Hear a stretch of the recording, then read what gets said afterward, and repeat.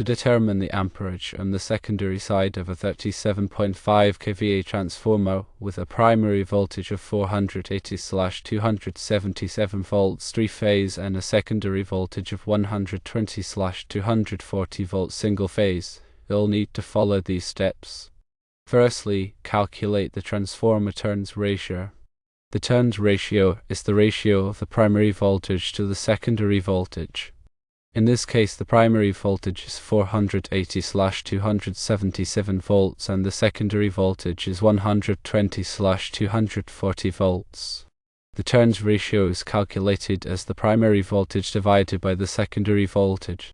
So, the turns ratio equals 480/277 volts divided by 120/240 volts, which results in a turns ratio of 2.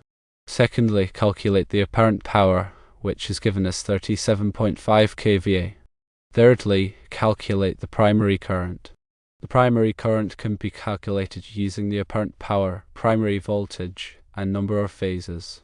The formula for primary current in a 3-phase system is the apparent power divided by the product of the primary voltage, the square root of 3, and the number of phases.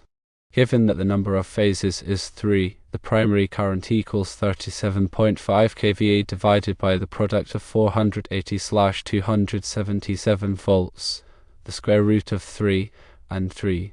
This calculation results in a primary current of approximately 14.6 amps. Fourthly, calculate the secondary current. The secondary current is related to the primary current by the turns ratio. The formula for secondary current is the primary current divided by the turns ratio.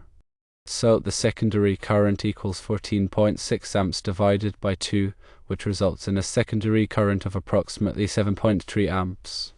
Therefore, the amperage on the secondary of the 37.5 kVA transformer is approximately 7.3 amps.